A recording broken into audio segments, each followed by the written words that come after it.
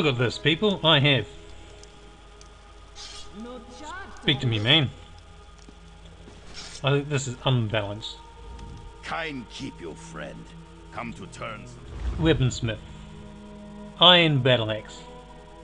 Here we go. Level 5, 24 damage. Let's have a look at this one. Level 2, 18 damage. Value 20, it says. Price 600. Now, look at this one. Damage 20. Battle axe of frost. Level 5. It's a far superior weapon. I can only sell it for 20. So there is cost 30 times more to buy something than you can sell it. I think that's unbalanced. Personal gripe with the game. I have told them before, and I'll do it again and put another note on their forum, that the economics is unbalanced. Okay, we don't get as much when we sell to the stores, but I think that's absurd. It costs 30 times as much to buy something which is inferior. That's crazy. God, it's such a beautiful world.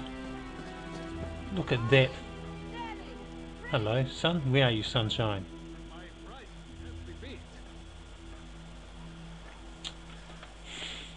Should see the sun, shouldn't you? Full shadow.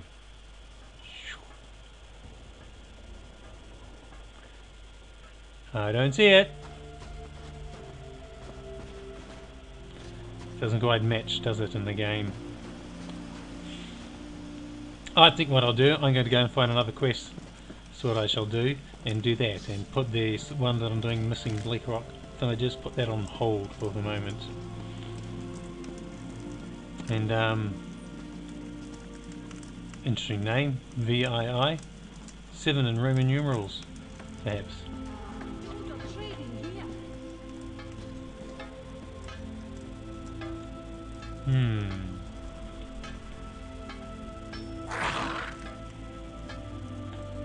We must make sure everyone's accounted for. Anyway, as I was saying before, I reckon you could stay calm. grow the food in the cave or in the mine and heat it and use magic light so that it grows, or alternatively, let's bring that gas to this village. You could lay pipes underneath the surface of the ground to warm the ground. You could also use it to heat water to warm not just the ground but the houses as well. And with the ground warmer and everything warmer, that would extend the growing season here instead of being snow everywhere. Poor cow.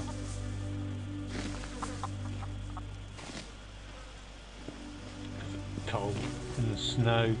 They're outside too. Actually, the barn. Is it a barn? Let's have a look.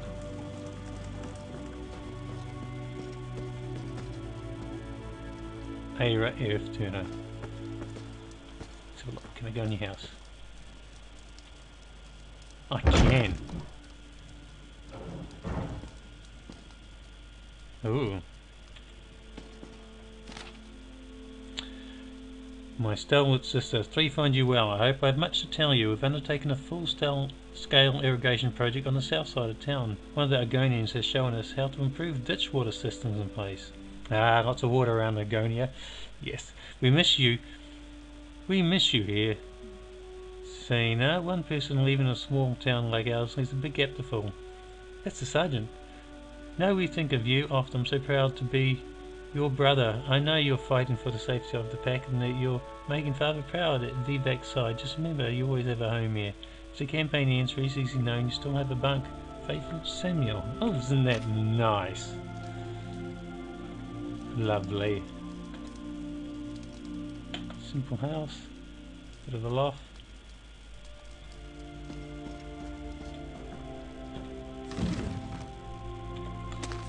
That's for me, of course. Because use out the craft in my style. Ooh, 4 abomination dawns, Wrath increased to 13. Adric Spear increased to 2. I can use Adric Spear.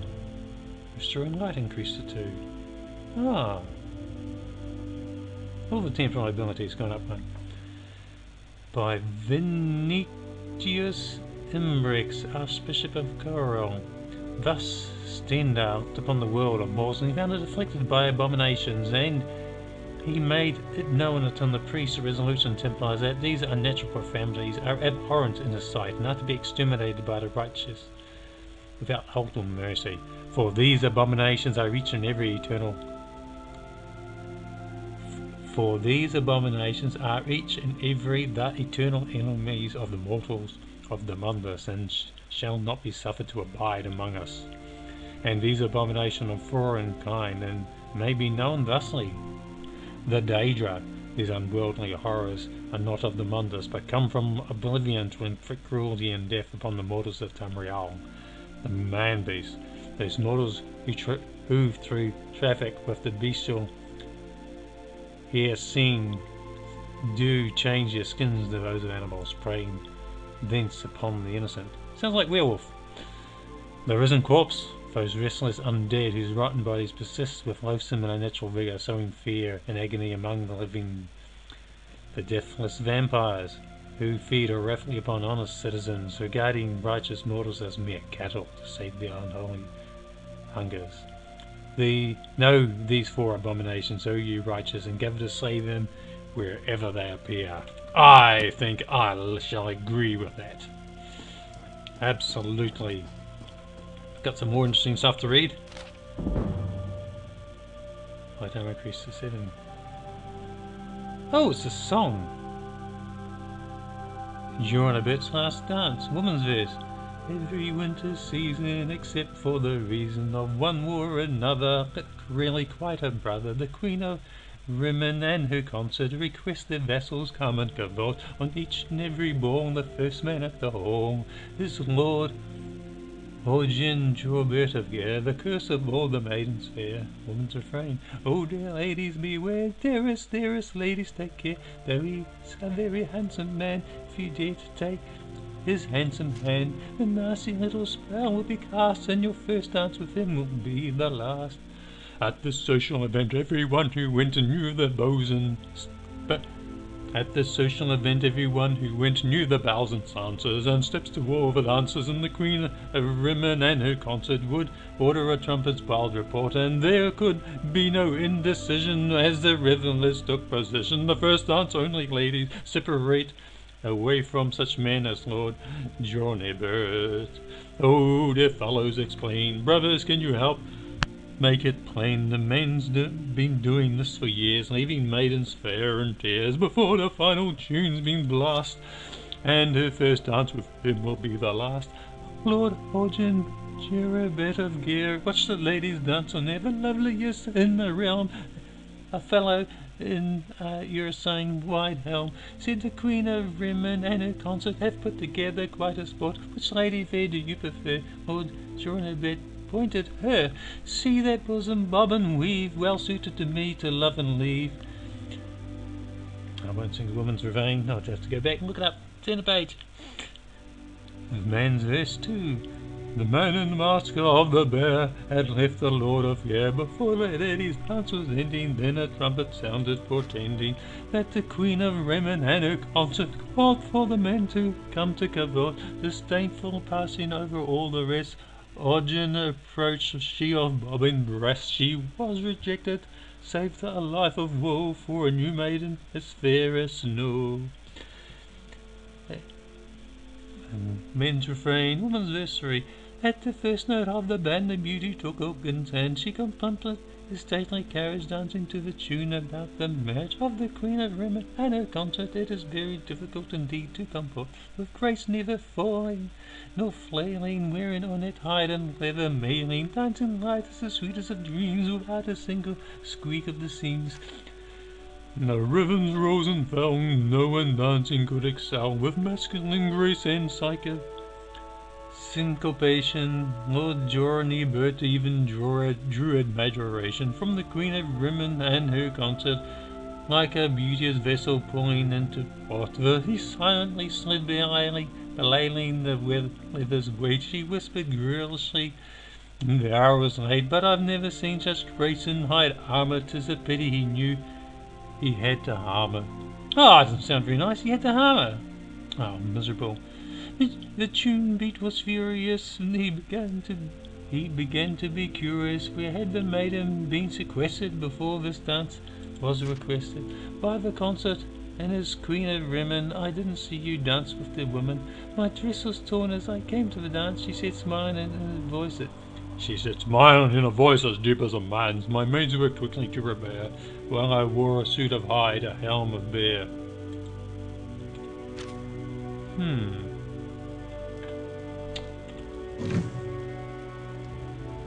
Hello?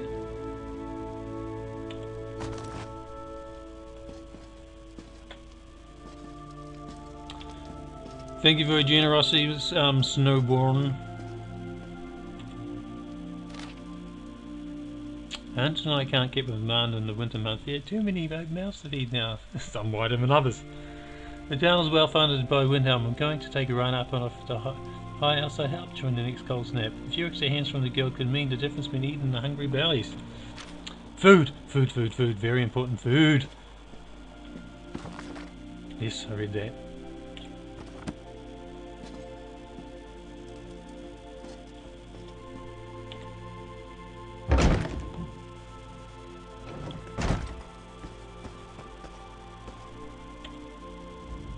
That daughter of mine, you mark my words, she'll never amount to anything.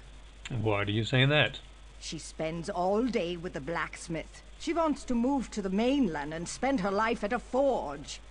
That nice fisherman, Otragar, has been trying to woo her for months. She won't even listen to him.